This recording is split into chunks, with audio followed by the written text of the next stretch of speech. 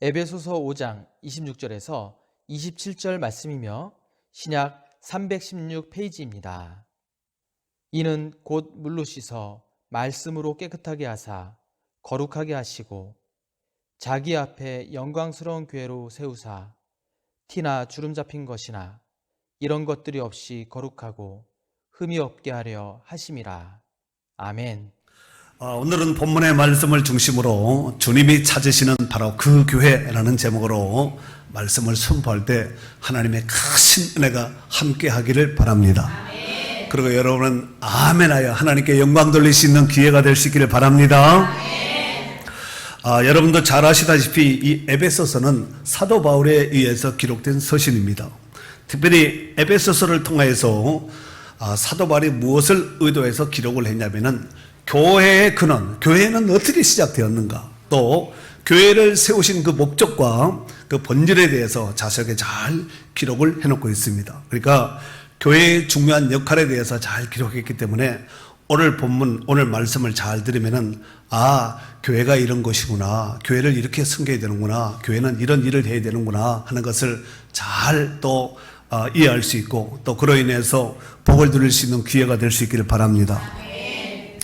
여러분도 잘 아시다시피 교회는 세상 기관과 달리 신비적인 유기체적인 관계를 형성하며 세워진 기관이라고 볼 수 있겠습니다. 즉 교회와 그리스도, 또 교회와 성도, 그리스도와 성도, 이 관계가 서로 유기적으로 맞물려서 돌아가는 신비한 신비를 이루면서 돌아가는 공동체라는 것입니다. 원래 그 앞에 22절에서부터 이렇게 연결되어서 결국은 이제 22절 그 얘기가 지금 이 얘기를 하려고 지금 앞에 있는 부분을 비유로 말씀한 것인데, 그렇다면은 먼저 오늘 교회와 그리스도와의 이 신비적인 관계를 부부 관계로 비유하면서 소개하고 있는데, 일단 22절서부터 24절까지만 먼저 읽겠습니다. 여자분들만 한번 다 같이 읽도록 하겠습니다. 크게 읽어야 돼요. 시작. 아내들이여 자기 남편에게 복종하기를 주께 하듯 하라. 이는 남편이 아내의 머리됨이 그리스도께서 너희의 머리됨과 같으니 그가 바로 몸의 구주시니라. 그러므로 교회가 그리스도에게 하듯 아내도 범세에 자기 남편에게 복종할지니라. 네. 22절 아내들이여 자기 남편에게 복종하기를 누구에게 하듯 하라? 이라면은 싸울 일이 없을 것 같아요. 그렇지 않겠습니까? 주께 하듯 하라. 왜? 남편이 아내의 머리됨이 그리스도께서 교회의 머리됨과 같으니 그가 바로 몸의 구주시니라. 그러므로 교회가 그리스도에게 하듯 아내들도 범사에 자기 남편에게 뭐 하라고요? 22절에도 복종하라 그랬고 24절 하반절에도 복종하라 그랬습니다. 자, 그러면은 여기서 남편이 아내의 머리가 된다는 것은 남자가 여자보다 월등하기 때문에 머리가 됐는가 보다, 뭔가 나서 그런가 보다, 이렇게 생각하면 굉장히 오해가 될 수가 있습니다. 다만 이미 고린도 전서에서 사도 바울이 언급했듯이 창조의 질서적인 측면에서 남편의 권위에 자발적으로 복종할 것을 밝힌 것입니다. 이렇게 하면 여자분들이 좀 위로가 되지요. 복종하기 싫은데 복종하기는 해야 되는데 저 인간한테 해야 되나, 뭐 이렇게 될 수 있는데, 그래도 창조의 순서상 질서상 이렇게 여자의 머리는 남자라는 거예요. 그러니까 남자를 하시 여기면은 하나님을 하시 여기는 것과 똑같으니까 남자를 존귀하게 여기셔야 됩니다. 고린도전서 11장 3절에 보면은 그러나 나는 너희가 알기를 원하노니 각 남자의 머리는 그리스도요 여자의 머리는 남자요 그리스도의 머리는 하나님이시니라. 이게 이제 3단 논법인데 이제 정리 한번 해보겠습니다. 여자의 머리는 누구라고요? 남자의 머리는? 그리스도의 머리는?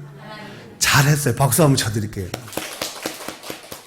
오늘 아내들에게만 이렇게 말한 것이 아니라 여기 25절에 보면은 남편들에게도 아내 사랑하기를 마치 그리스도께서 교회를 사랑하신 것 같이 사랑해야 될 것을 권면하고 있는데, 이번에는 남자들만 읽는데 남자들은 애고 을어리고 다 해야 돼. 다 붙어야 됩니다. 좀 숫자가 작으니까. 읽습니다. 25절 시작. 남편들아 아내 사랑하기를 그리스도께서 교회를 사랑하시고 그 교회를 위하여 자신을 주심 같이 하라. 아멘.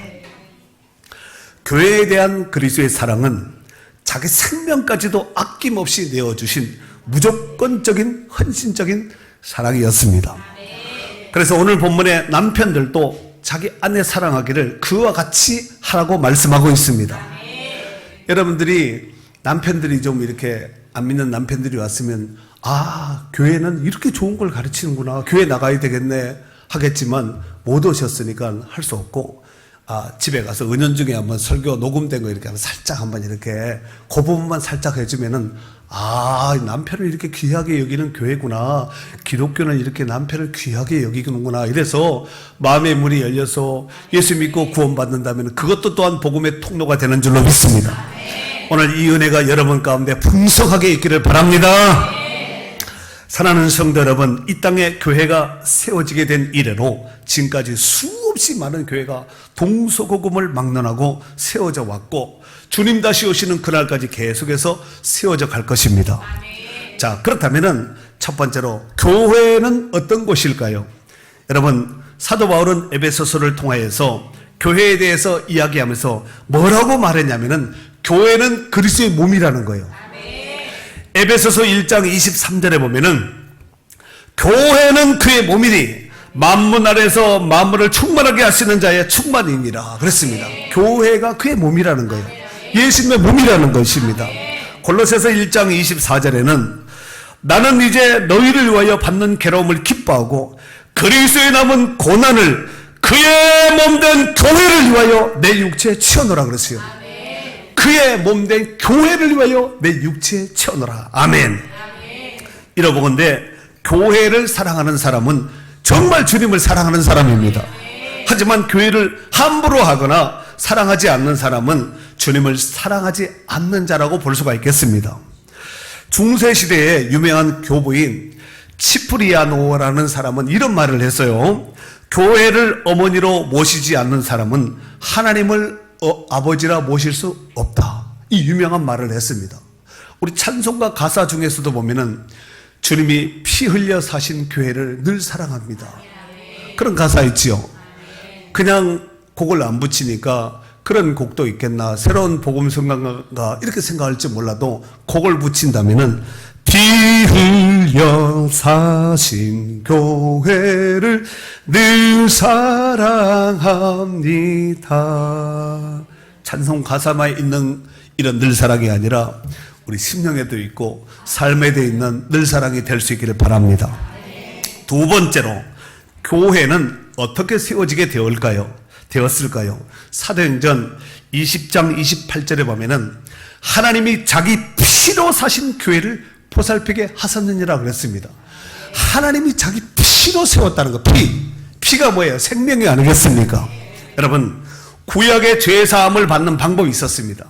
그것이 뭐냐면은 짐승의 피를 대속함으로 그 짐승을 죄인을 대신해서 죽임으로 인해서 그 피를 흘림으로 인해서 죄인이 살아나는 거죠. 죄 사함을 받는 것입니다. 이를테면 출애굽의 이스라엘 백성들이 구원받는 방법은 바로 어린 양을 잡아서 그 피를 임방과 설주에 바름으로 인해서 그 피가 묻어있는 집은 이 죽음의 천사가 유월했다, 패스오버 넘어갔다는 거죠. 그러나 그 피가 묻어있지 않는 집들은 다 초태생 장자들이 사람이든 짐승이든 다 죽게 되었다는 것. 맷돌 뒤에 있는 숨어있는 사람이라 할지라도 첫 것은 다 죽어버린 거예요. 그런데 문제는 구약 백성들이 율법에 의해서 드린 그 짐승으로 영원한 속죄를 받을 수는 없다는 것입니다. 단지 그것들은 장차 올 진짜 오리지널이 올 그 예표와 그림자에 불과했다는 것입니다. 이를테면 히브리서 10장 3절과 4절 말씀을 보니까 그러나 이 제사들은 구약에 있는 짐승을 잡아서 피를 흘려서 대속함을 받는 이 제사를 얘기하는 거예요. 그러나 이 제사들은 해마다 죄를 기억하게 하는 것이 있나니 이는 황소와 염소의 피가 능히 죄를 없이 하지 못함이라 그랬습니다. 영원한 속죄를 할 수 없다는 것이지요. 그렇다면은 6월절의 어린 양의 피는, 그 짐승을, 그 양을 잡은 그 피는 누구를 예표하는 피일까요? 바로 장차오실 구원자이신 예수 그리스도를 예표하는 예표의 피인 줄로 믿습니다. 요한복음 1장 29절에 보면은 이튿날 요한이, 세례 요한이죠. 세례자 요한이지요. 세례자 요한이 예수께서 자기에게 나오심을 보고 이르되 보라, 세상 죄를 지고 가는 하나님의 어린 양이로다 그랬어요. 온 인류의 세상 죄를 지고 가는 하나님의 어린 양 되시는 예수 그리스도.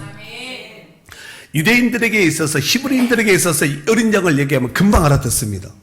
아, 그 구약에 잡았던 6월절에 핏부림을 했던 그 어린 양이 바로 이 예수님을 얘기하는구나. 지금 세례자 요한이 바로 그 예수님을 소개한 것입니다.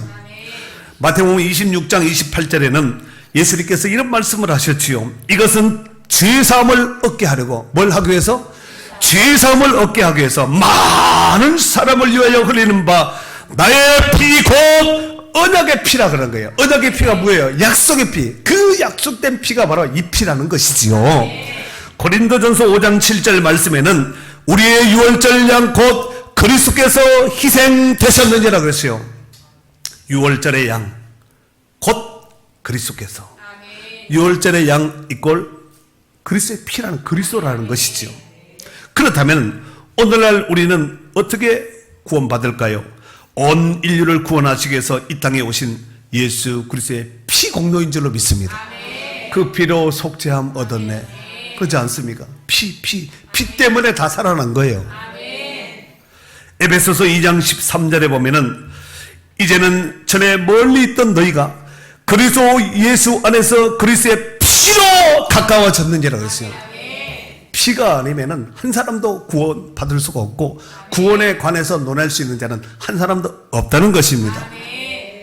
베드로전서 1장 18절과 19절 말씀해 보니까 사도 베드로는 이렇게 말했지요. 너희가 알거니와 너희 조상이 물려진 헛된 항실에서 태송함을 받은 것은, 구원받은 것은 은이라 금같이 없어질 것으로 된 것이 아니요 오직 흉없고 점없는 어린 양 같은 그리스도의 보배는 피로 된 것이라 그랬어요.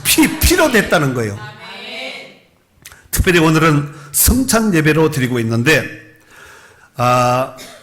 이 성찬은 왜 어떤 의미가 있냐면은, 사실 우리가 성찬 예배를 성부 영신 예배 때 드리고, 또 고난 주간 가운데 종료주일 때 드리고, 보통 1년에 보통 이제 한국 교회에서는 사순절 기념관 때 한 번 하고 또 추수감사절 가운데 한 번 하거든요. 그런데 이 중간에 끼어 있는 이것은 무엇인가? 제가 이것은 굉장히 의미를 많이 두고 있는데, 여름 행사, 방학, 바캉스, 휴가 이 모든 것을 이제 다 보냈잖아요. 아직도 안 보내신 분이 있습니까? 다 보내고 이제는 9월달, 6월, 7월, 8월달이 여름을 대표하는 달이라면은 9, 10, 11월달은 가을을 대표하는 이런 절기라고 달이라고 볼 수 있겠습니다. 그래서 9월의 첫날이고 9월의 첫 주일이고 또 9월달이 되었으니까 정말 조석간에 코끝에 스치는 공기가 다르잖아요.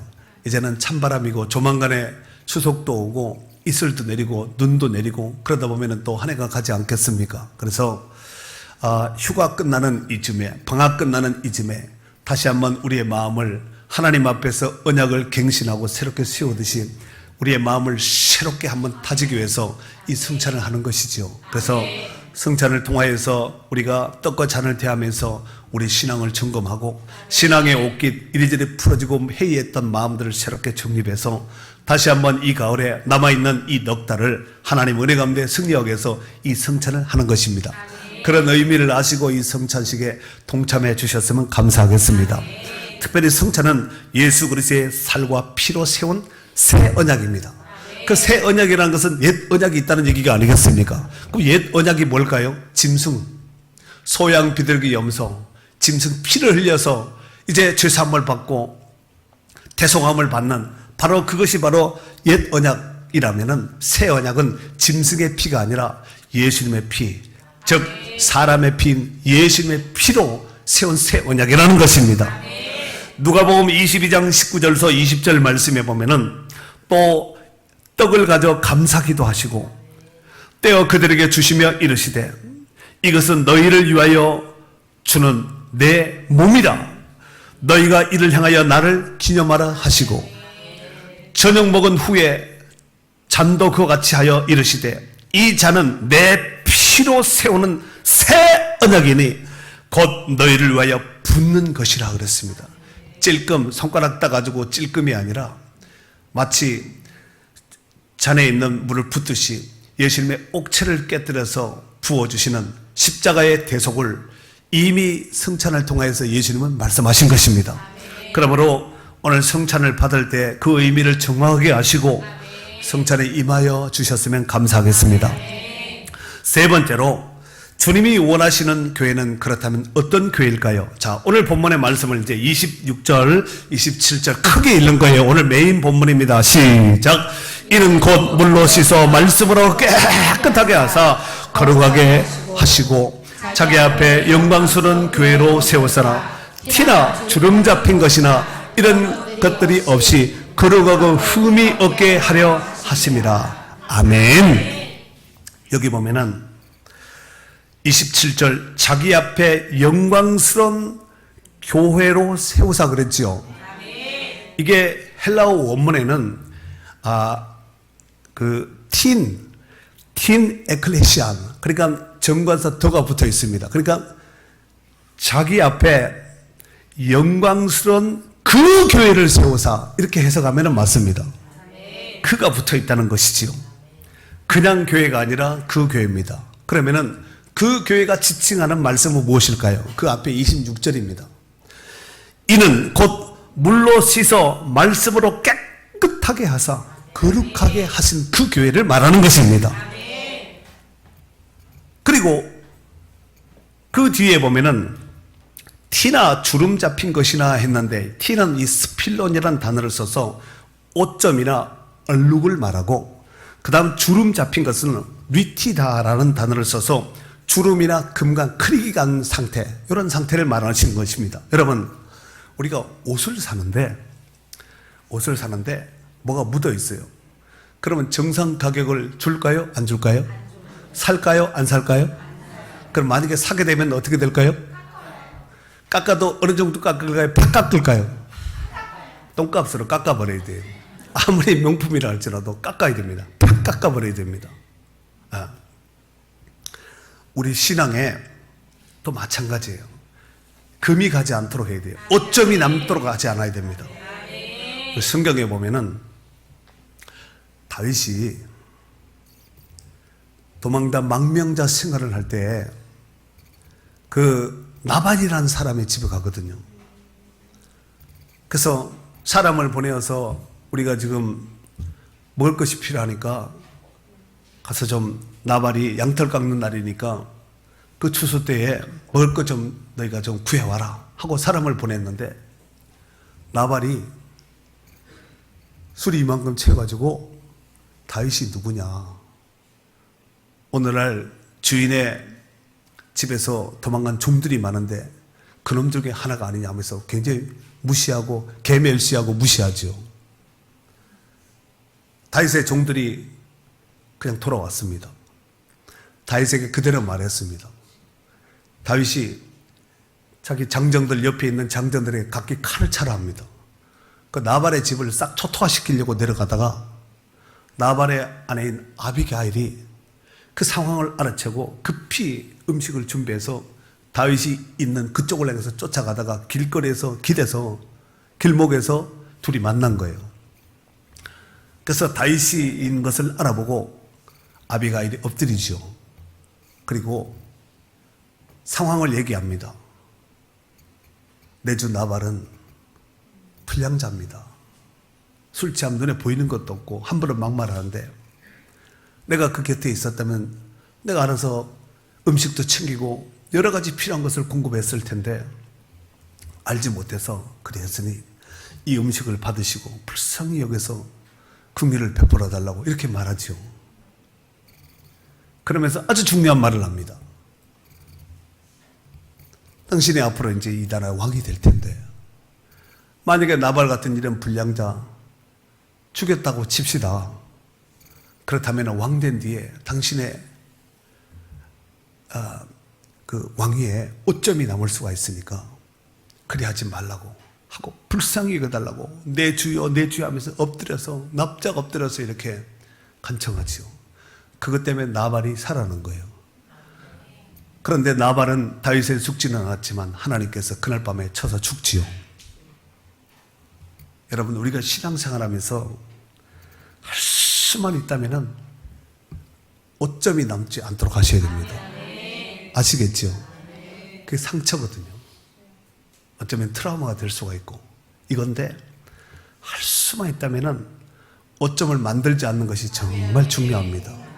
들을 수 있는 귀를 가진 자는 들을지어다. 오늘 주님이 원하시는 그 교회는 어떤 교회냐면은 물로 씻어 말씀으로 깨끗하게 된 그 교회, 거룩하고 영광스러운 바로 그 교회, 티나 주름 잡힌 것이나 이런 것들이 없이 거룩하고 흠이 없는 바로 그 교회를 세우시기를 원하셨다는 사실입니다. 우리 주님은 바로 이런 교회를 기뻐하신다는 거예요. 이런 교회를 만들어야 되지 않겠습니까? 특별히 여기서 물로 씻어 했는데 물로 씻는다는 것은 세례를 얘기하는 겁니다. 물론 세례 자체가 우리에게 구원을 주는 것은 아닙니다. 세례 받았다고 다 천국 가고 그런 것은 아니죠. 그러나 세례를 통하여서 그리스도와 신비적 연합을 이루게 된다는 거예요. 예수님과 하나님과 신비적 연합을 이루게 된다는 것입니다. 그런데 우리가 그리스도 앞에 나갈 때 씻는다는 것은 우리의 몸을 씻고 손 닦고 얘기하는 것이 아니라 우리의 영의 때요, 죄의 때를 씻는다는 얘기입니다. 한 번 세례를 받음으로 묵은 때를 완전히 다 씻는 것은 아니에요. 여러분, 한 번 세수했다고 한 번 목욕했다고 죽을 때까지 안 하는 것은 아니잖아요. 그러므로 매일매일 회개를 통해서 자기를 돌아보면서 자기 자신의 믿음을, 신앙을 새롭게 회복하는 것이 중요합니다. 이와 같이 우리가 늘 우리 죄를 씻고 그리스도 앞에 나갈 때 하나님께 영광이 되고 우리에겐 한량없는 기쁨과 은혜의 삶을 살 수 있게 되는 줄로 믿습니다. 또한 성도들은 말씀으로 깨끗하게 되어야 됩니다. 말씀은 우리의 더러워진 영혼을 물과 같이 정결하게 깨끗하게 씻어낼 능력이 있습니다. 시편 119편 9절에 보면은 청년이 무엇으로 그 행실을 깨끗하게 하리까 주의 말씀을 따라 삼가할 것이니라 그랬어요. 하나님 말씀을 통하여서 우리가 깨끗하게 될 수 있다는 것입니다. 그렇습니다. 하나님 말씀은 아무리 오염된 죄인이라 할지라도 깨끗하게 할 수 있는 능력이 있습니다. 주의 피에 능력이 있다 그러지 않습니까? 그러므로 말씀을 통하여 늘 우리 자신을 돌아볼 수 있는 기회로 삼을 수 있기를 바랍니다. 또한 성도는 거룩해야 됩니다. 그것이 생명입니다. 여러분, 예수 그리스도 안에 있는 모든 성도들은 신분상 예수님의 신부입니다. 신부가 가장 영광스러울 때는 언제일까요? 바로 아름다운 웨딩 드레스를 입고 예식장에 입장하여 신랑 앞에 딱 섰을 때가 최고의 영광스러운 때인 줄로 믿습니다. 우리가 정말 흠이나 티나 주름 잡힘 없이 신랑 되시는 예수님 앞에 설 수 있도록 우리 신앙에 크리기나 오점 남기지 말고 깨끗한, 여러분, 신부가 이 신부 드레스를 막 함부로 막 이렇게 평상복 입고 그거 입고 막 걸레 입고 막 걸레 청소하고 밥 짓고 이렇게 하면 어떻게 되겠어요? 그 신랑이 굿 이러겠어요? 뭐 저렇게 입나 그러겠어요? 드레스를 입었을 때 그래 하면 안 됩니다. 드레스를 입은 자답게 사셔야 됩니다. 아멘. 그렇다면 신부인 성도들은 어떻게 해야 영광스러운 신부가 될 수 있을까요? 여러분, 이 죄악이 간영한 이 시대 속에서 걸어간 신부로서 신랑 되시는 예수 그리스도만 바라보며 이 드레스를 입고 남의 신랑을 쳐다보면 안 되고 내 신랑 되는 예수님만 바라보며 흠이나 티나 주름 잡힘 없이 성결하기를 힘써야 될 줄로 믿습니다. 그것이 바로 성도의 생명이기 때문에 그렇습니다. 네 번째로, 그렇다면 이런 교회를 누가 세울 수가 있을까요? 바로 물과 성령으로 거듭난 하나님의 거룩한 백성들이 세울 수 있습니다. 즉 주는 그리스도시요 살아계신 하나님의 아들입니다 라는 고백하는 자들이 모여서 기도하고 하나님 말씀을 받고 성령으로 거듭나고 사명 감당할 때 세워지는 교회인 줄로 믿습니다. 부디 이런 교회를 세움에 있어서 건강하게 잘 세워나가는 거룩한 신부여 성도들이 될 수 있기를 바랍니다. 마지막 5번째로, 그렇다면 교회는 무엇을 하는 것일까요? 바로 주님의 뜻을 받들어서 주님이 찾으시는 그 원하시는 바로 그 일을 하는 그 교회가 바로 주님이 기뻐하는 교회인 줄로 믿습니다. 주인이 찾으시고 원하시는 그 교회는 그렇다면 어떤 교회일까요? 바로 영혼을 살리는 교회입니다. 하여튼 교회는 병원은 사람 잘 고쳐야 되고 병원은 사람 잘 고쳐야 되고 교회는 영혼을 잘 살려내야 됩니다. 마태복음 28장 19절 이하에 보면은 그러므로 너희는 가서 모든 민족으로 제자를 삼아 아버지와 아들과 성령의 이름으로 세례를 베풀고 내가 너에게 분부한 모든 것을 가르쳐 지키게 하라. 볼지어다 내가 세상 끝날 때까지 너희와 항상 함께 있으리라 하시냐 그랬습니다. 예수님의 마지막 유언이여 분부 부탁한 말씀이 바로 영혼 살리라는 얘기가 아니겠습니까? 주님이 분부하신 이 사명을 잘 감당하는 교회요 거룩한 신부가 되어서 주님이 기뻐하시는 영광이 드러나는 복된 교회가 되어야 될 줄로 믿습니다. 왜냐하면 그것이 바로 교회를 세운 교회의 본질이기 때문에 그렇습니다. 사랑하는 성도 여러분, 예루살렘 초대교회는 이 땅에 존재하는 모든 교회들에게 있어서 어머니와 같은 모체와 같은 이런 교회라고 볼 수가 있겠습니다.